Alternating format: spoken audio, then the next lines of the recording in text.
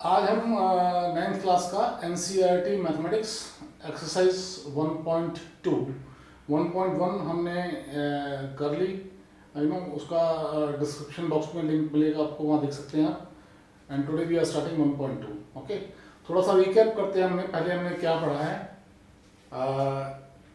अभी तक हमने नंबर सिस्टम के बारे में क्या पढ़ा है पिछली वीडियो में, वो रिकैप कर लेते हैं। तो रैशनल नंबर क्या होते हैं, इर्रेशनल नंबर क्या होते हैं, ये हमने जान लिया पिछली वीडियो में। तो मैं दोबारा से फटाफट आपको समझा देता हूँ एक बार और कि rational numbers are those numbers which can be written in the form of p upon q where p and q are integers and q is not equal to 0। Denominator को 0 नहीं होना चाहिए, p और q दोनों integers होने चाहिए। ठीक है। एग्जांपल्स, कोई भी नेचुरल नंबर और या होल नंबर या इंटीजर, वो तो सारे रैशनल होते ही हैं। और ये फ्रैक्शन जैसे होता है 1/3, 1/5 और 1/7 और 0, ये सारे रैशनल नंबर हैं, क्योंकि 0 को भी हम 0 लिख सकते हैं। ठीक है, these are our rational numbers. Fine. Irrational numbers are those numbers which are not rational number. उसको ऐसे भी डिफाइन कर सकते हैं, numbers which are not rational number they are called irrational number.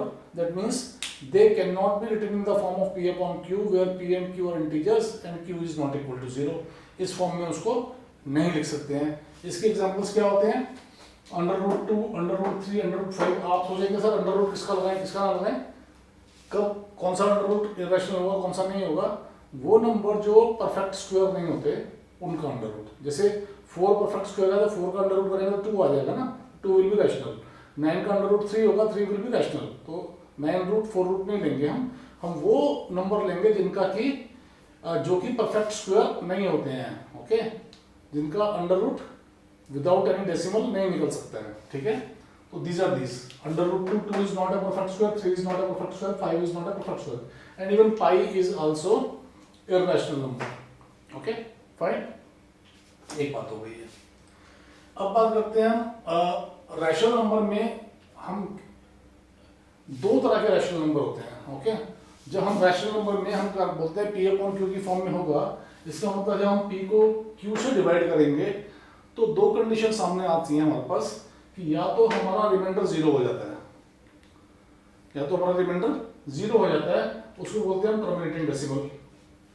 और या हमारा रिमाइंडर 0 नहीं होता है तो फिर कोई नंबर, कोई डिजिट या कोई ब्लॉक ऑफ डिजिट्स रिपीट करती रहती है। ओके, तो हम उसको बोलते हैं non terminating but repeating decimals.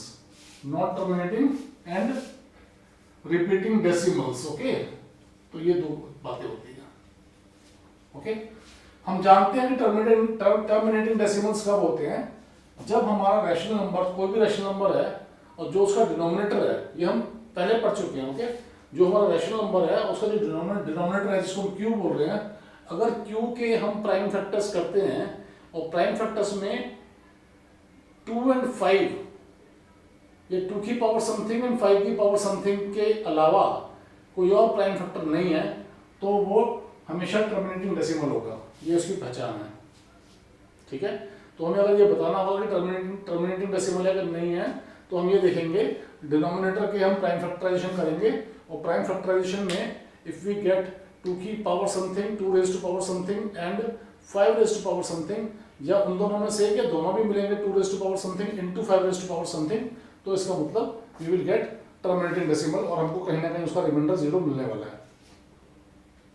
ठीक है, और अगर डिनोमिनेटर में 2 और 5 के अलावा कोई प्राइम फैक्टर आता है डिनोमिनेटर में, जैसे 3, 7, 11, 13, तो फिर वो non terminating and repeating decimal होगा। ठीक है, क्लियर, ये बात समझने की है। फिर इर्रेशनल नंबर में क्या होता है, इर्रेशनल नंबर में non terminating and non repeating होता है। जैसे यहाँ पे क्या एग्जांपल हुए, जैसे मैं बोलता हूँ यहाँ पे, इसका एग्जांपल देता हूँ मैं दिस इज सपोज 2/5, 2/5 इज 0.4 है ना, लाइक दिस। ओके, ऐसे 1/5 इज 0.2, 1/5 इज 0.2। अगर आप इसको 10 लेंगे ऊपर है ना, और यहाँ डेसिमल लगा देंगे, इसका यहाँ डेसिमल लगा देंगे तो ऊपर 0 लगा देंगे ना, तो 5 टू 10, दिस इज 0.2। तो जहाँ पे 5 डिनोमिनेटर था वहाँ भी आपको टर्मिनेटिंग मिल गया, यहाँ पे भी हमने 5 डिनोमिनेटर लिया तो यहाँ भी मिल गया। कहीं पे 2 होगा तो वहां भी सपोज ये 1 2 को मैं लिख देता हूँ 1/2, तो 1/2 means 0.5. If it is 7/2 then it is 3.5.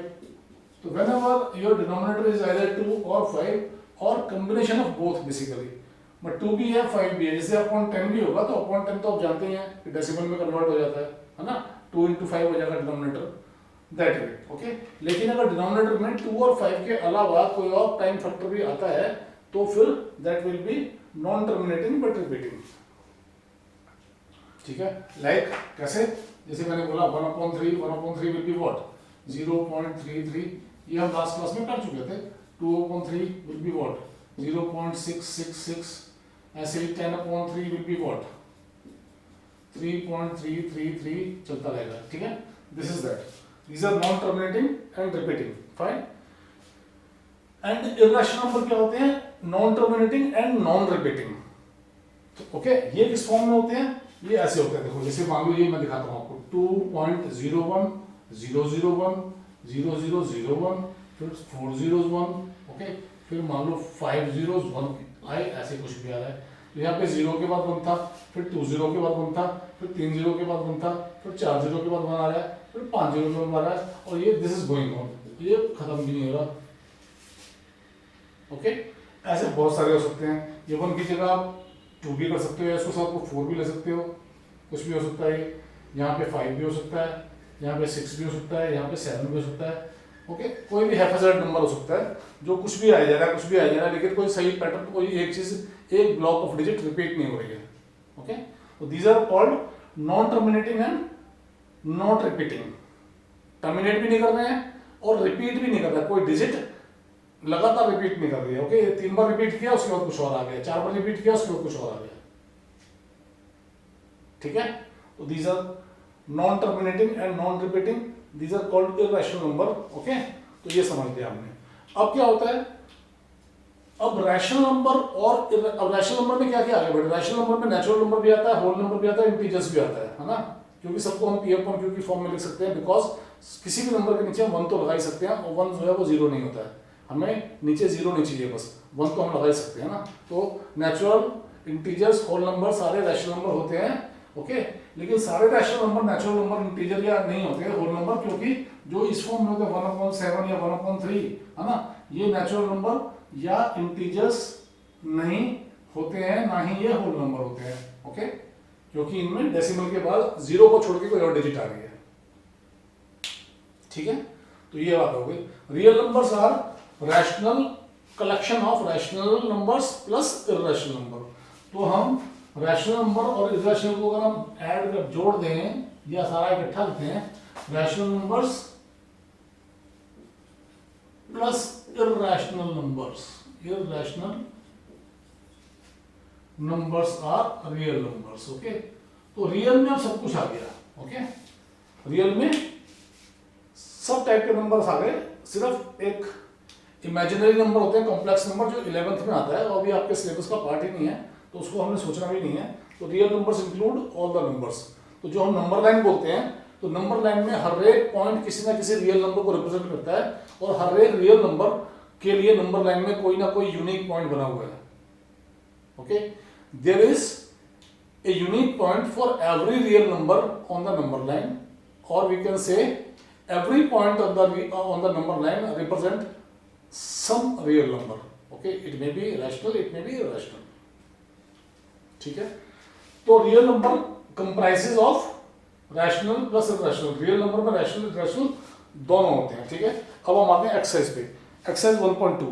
Every irrational बोलना है क्या, state whether the following statements are true और फॉल्स. ट्रू और फॉल्स बोलना है बेटे पहले क्वेश्चन में. State every irrational number is a real number. हमें बताना है कि ये ट्रू है या फॉल्स है. Okay, every irrational number is a real number. True है ना, क्योंकि रियल नंबर में रैशनल भी आते हैं, इररेशनल भी आते हैं. ठीक है ना, तो सारे इररेशनल नंबर रियल नंबर होंगे. Done, because real number includes both. Second part, every point on the number line is of the form of root m where m is a natural number. अब number line बना के देख लो आप एक बारी. ठीक है, ये हो गया. ओके, तो हम नंबर लाइन बना के देखते हैं यहां से. Now the question is, every point on the number line is of the form under root m where m is a natural number. Okay, ये नंबर लाइन है. नंबर लाइन में हमको यहाँ पे डालना है एरो, क्योंकि ये इन्फिनिटी तक जा रही है. राइट, ये हो गया 0, ये यहाँ पे इन्फिनिटी हो गया, दिस इज इन्फिनिटी. ये हो गया 1 2 3 4 and 5. 1 2 3 4 5 and it's going on.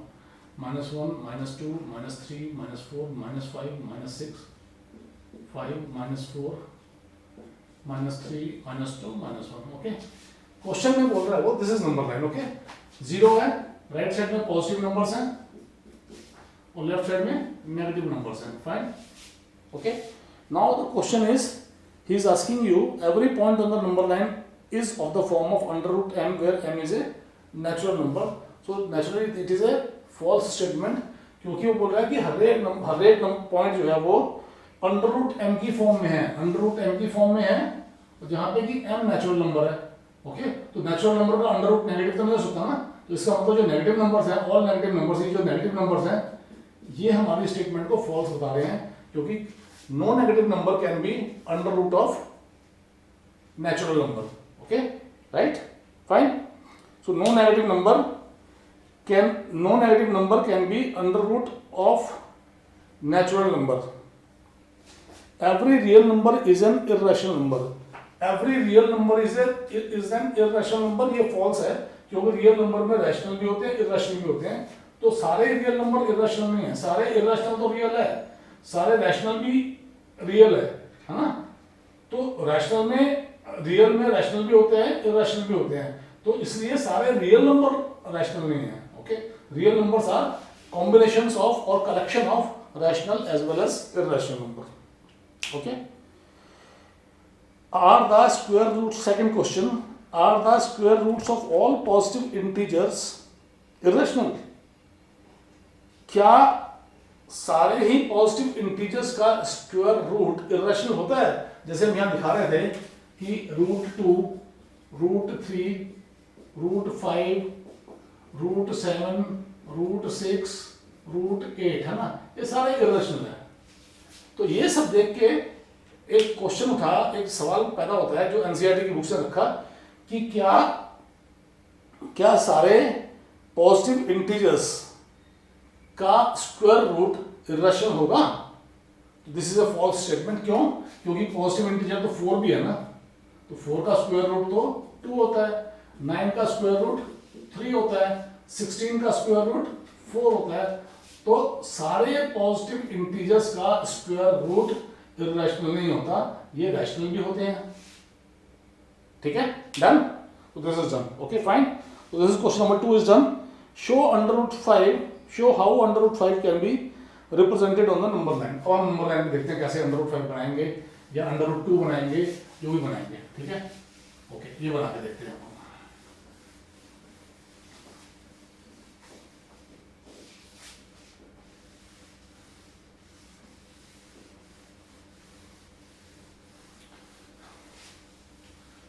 देखिए, एक तो आपने पाइथागोरस थ्योरम तो पढ़ी होगी, है ना. पाइथागोरस थ्योरम में क्या होता था कि अगर वो रेक्टेंगल ट्रायंगल है ऐसे ना, okay, this A B and C, तो ये बोलता था ये अगर 90 डिग्री है, this is 90 degree, then AC square is equal to AB square plus BC square. Fine. और we can say AC is equal to AB square plus BC square का under root. ये हमारी पाइथागोरस थ्योरम बोलती है. ठीक है, this is called Pythagoras theorem. तो इसी के बेसिस पे हम निकालेंगे, ये हम जो रिप्रेजेंट करेंगे, शो करेंगे नंबर लाइन पे सम स्क्वायर रूट्स, ओके, जो कि इरेशनल होंगे. तो बात करते हैं, पहले नंबर लाइन ड्रॉ कर लेते हैं. This is our number line, right. ये समझो कि आप ये 0 है, ये 1 है, ये 2 है, okay, and this is suppose 3. Fine. Okay, अब हमको पता है, अभी तो ये √5 पूछ रहा है ना आपसे, तो हमें √5 चाहिए. तो √5 में हमें क्या देखना है कि हमें सपोज यहाँ पे ये है हमारा नंबर लाइन ना, ठीक है, ओके। तो हमें जो, अगर मैं यहाँ पे 90 डिग्री का एंगल बनाऊं, 90 डिग्री का मैं बनाता हूँ, ये परपेंडिकुलर ड्रॉ करता हूँ 2 के ऊपर, ओके। बेसिकली मुझे क्या करना है, मुझे ये देखना है कि जो मेरा ये आएगा hypotenuse, okay, this, right, okay, इसका स्क्वायर इसके स्क्वायर और इसके स्क्वायर के बराबर हो, है ना। तो मुझे क्योंकि √5 चाहिए, मुझे √5 चाहिए, तो √5 का स्क्वायर क्या होता है, √5 का स्क्वायर 5 होता है ना। तो अगर मैं इसको a बोल दूं और इसको b बोल दूं, तो मुझे बेसिकली आई नीड OB का स्क्वायर इज इक्वल टू 5, ये मुझे चाहिए, OB का स्क्वायर शुड बी 5। तो इसका मतलब OA square plus AB square मुझको 5 चाहिए, है ना। तो इसलिए मैं क्या करूंगा, इसलिए मैं इसको 2 के ऊपर मैं 1 यूनिट ये है ना, इस यूनिट के बराबर, ये थोड़ा बड़ा बन गया तो छोटा कर लेते हैं, तो उसको मान सकते थे कि 1 यूनिट वही है, कोई बात नहीं, ओके। तो मैंने क्या किया, मैंने 2 के ऊपर एक परपेंडिकुलर ड्रॉ किया, और इस परपेंडिकुलर में मैंने 0 से लेके 1 यूनिट के बराबर हमने वो कंपास खोली, और यहां से मैंने उसको कट मार दिया, ओके, यहां से एक कट मार दिया, this is 1 unit, right, this is 2 units, okay, ये 2 यूनिट हो गई, ये 1 यूनिट हो गई, है ना। तो अब ये 90 डिग्री परपेंडिकुलर ड्रॉ किया मैंने। अब मैं अगर इसको B बोल रहा हूं सपोज, और मैं OB को मिलाता हूं, और दिस इज 90 डिग्री, तो मेरा OB क्या आएगा, तो my OB will be OB square is equal to OA square plus AB square, that means OA is मेरा 2 का स्क्वायर प्लस 1 का square, that means 4 plus 1, that means 5। तो OB square is equal to 5, है ना, which means again OB is equal to √5, done.